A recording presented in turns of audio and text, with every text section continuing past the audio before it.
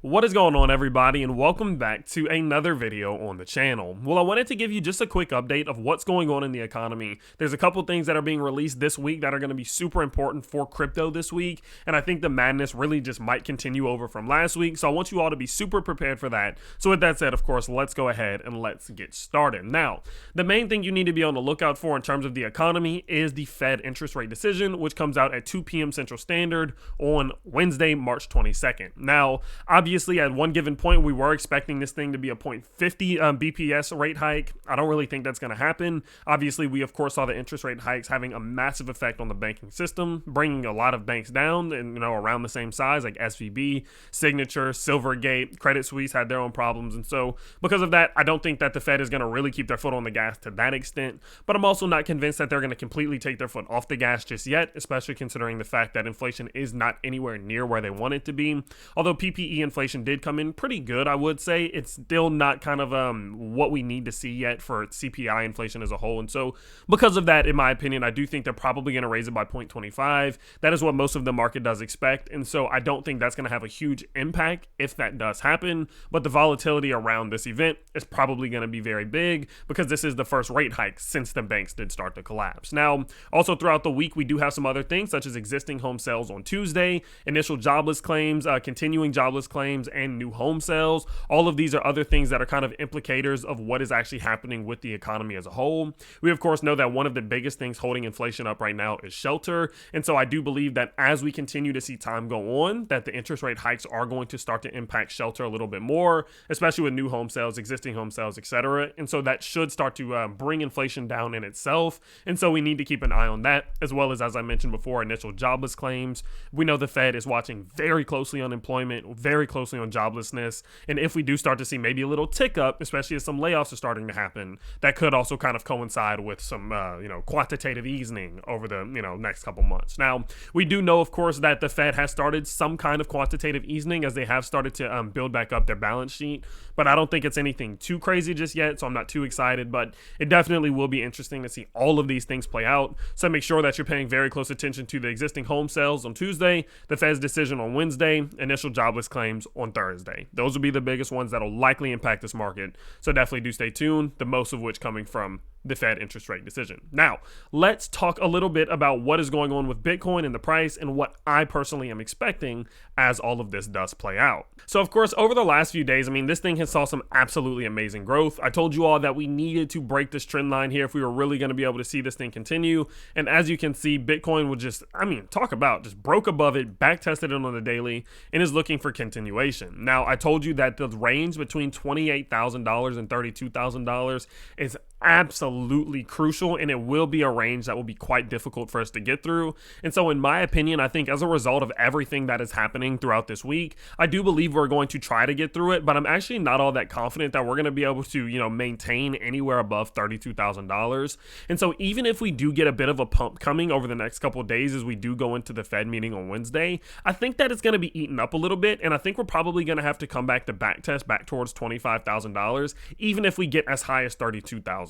It would not shock me in the slightest, and I mean in the slightest, if we break all the way up towards $30,000 to $32,000 when the Fed comes out with possibly like a 0.25 or a complete pause. But again, I think that this is going to get eaten up really quickly, and I think that a pullback off that level is very likely, and we're likely to come back towards this $26,000, $25,000 range to the bottom side. Now, the main reasons why I believe this is just based off history, right? You look historically, this is where we've established some support. This is where we've established support. This is where we ran into support. This is the resistance that sent us back to the downside. This level of liquidity is macro. This level of liquidity is massive. It held up the bull market here. It held up the bull market here. It held up the bull market here. It started the bear market, in my opinion, right here.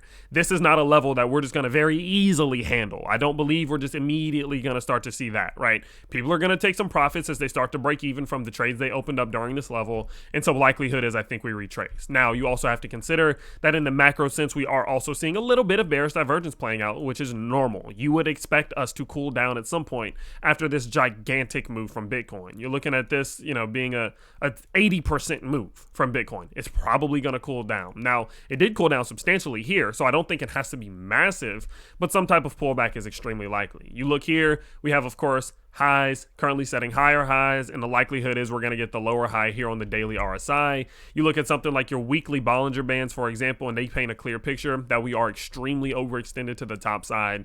This usually does resort to us kind of cooling down a little bit, interacting with that 20 SMA before we continue. And so in my opinion, I wouldn't get too crazy this week. Even if we do get good Fed numbers, even if they do sound really dovish, even if things sound fantastic, I am still rather skeptical that this $32,000 level is going to hold and that we're just going to break above it and stay above it. And so in my brain, even if we go up here, I'm not going to get faked out. I am slowly going to pull a little bit of profits. 1% profit, 2% profit. It might not be that much money, but take some profits. You deserve it. But I am expecting some type of pullback off this $32,000 level if we get that high. Now, say I'm wrong. You guys know I'm never going to be one of those people who says this absolutely is going to happen. What if I'm wrong here? What if we just break through $32,000? Well, in my opinion, considering how much of a level of support it has been, I would be shocked. And I genuinely mean shocked if we were to break this level and not come back down to it, to back test it. After seeing what happened here and here and here and here and all of these times that we've come here, it does not make any type of sense for us to break above $32,000 in this $32,000 to $30,000 range and not come back test it. So if we come back to, if we break out above it and I'm wrong and we're able to hold above it, I'm still expecting a back test. And then at that point, that would be a great accumulation zone, expecting that level to hold very similarly to what we saw back here. My whole thing is I just don't think we're ready to go on a full-blown bull market yet. I don't think that a new all-time high is going to happen this year, honestly. And so it wouldn't shock me to see a bit of rejection, a bit of a cool down, a bit of a slowdown as we figure this all out, and then we start to ramp up towards Q4 of this year, and then look for continuation later in the year. I just don't see this happening, right? I simply just do not see this or something like this happening.